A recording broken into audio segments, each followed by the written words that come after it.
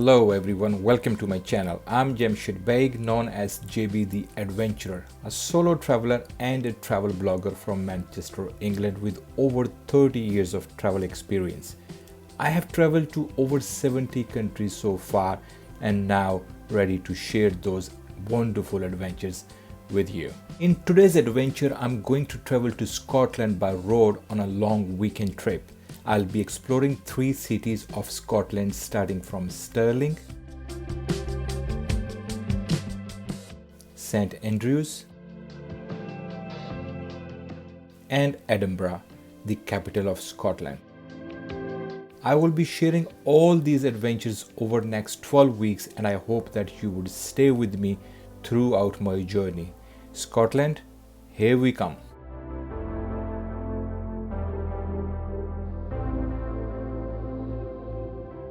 Stirling is a city in central Scotland, 42 kilometers northeast of Glasgow and 60 kilometers northwest of Edinburgh.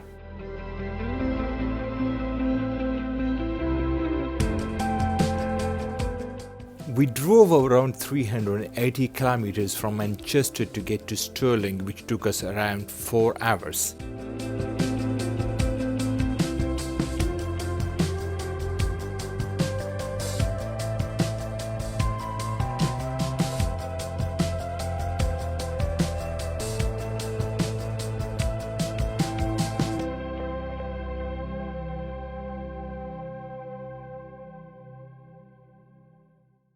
The marquee town, surrounded by rich farmland, grew up connecting the royal citadel, the medieval old town with its merchants and tradesmen, the old bridge and the port.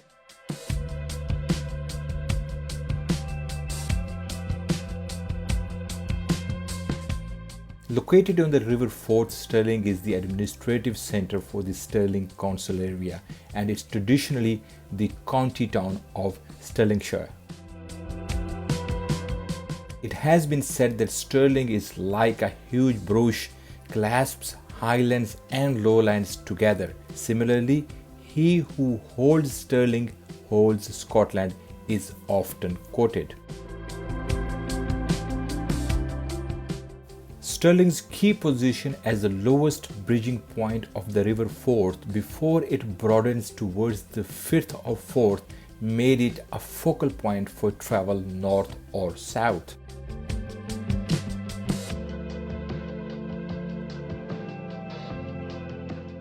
When Stirling was temporarily under Anglo-Saxon sway, according to a 9th century legend, it was attacked by Danish invaders.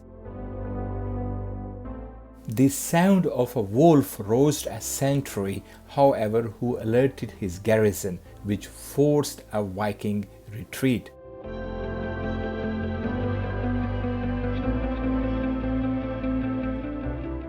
This led to the wolf being adopted as a symbol of the town, as is shown on the 1511 Stirling jog. The area is today known as Wolf Creek. Even today the wolf appears with a goshawk on the council's coat of arms along with recently chosen motto, steadfast as the rock.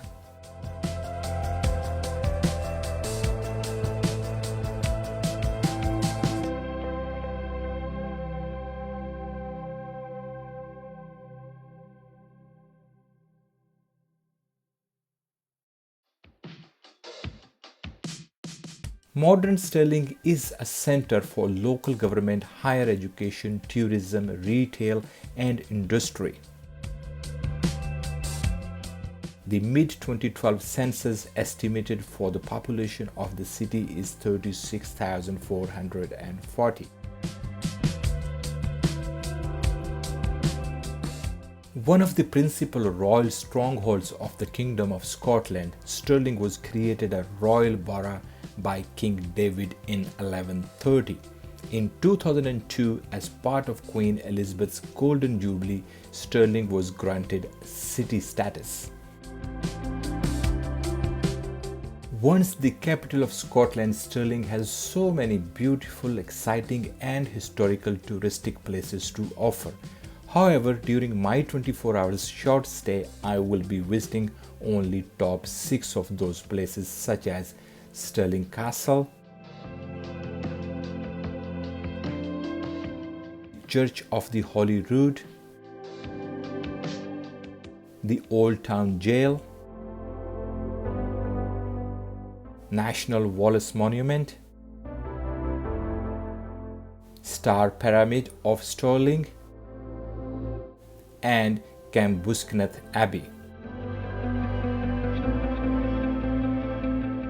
Separated by a driveway from the Valley Cemetery, the Drummond Pleasure Ground was laid out as a setting for the Star Pyramid, which is a massive sandstone ashlar pyramid which dominates this area. The Star Pyramid was built by William Drummond in 1863. William Drummond was a land surveyor and nurseryman whose immediate descendants were a well-known family in Stirling. They were responsible for a wide range of activities both locally and nationally. These included the establishment of an agriculture museum in the 1830s. The pyramid is dedicated to all those who suffered martyrdom in the cause of civil and religious liberty in Scotland.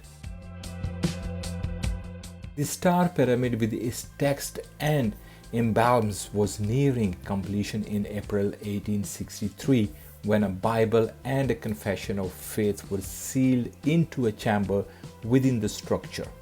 It recalls the principles of the Reformation and publicized the famous Drummond tract enterprises. William planted a pleasure garden around the pyramid, complete with trees and plants.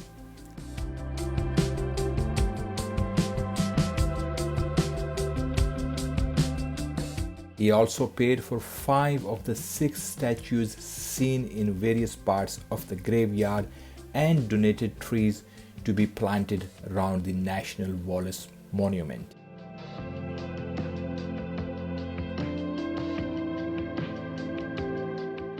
The Pithy Mary Pound lies to the west of the Star Pyramid with bridge of cast iron. There are no gravestones within Drummond Pleasure Ground other than William Drummond's sarcophagus to the northwest of the pyramid.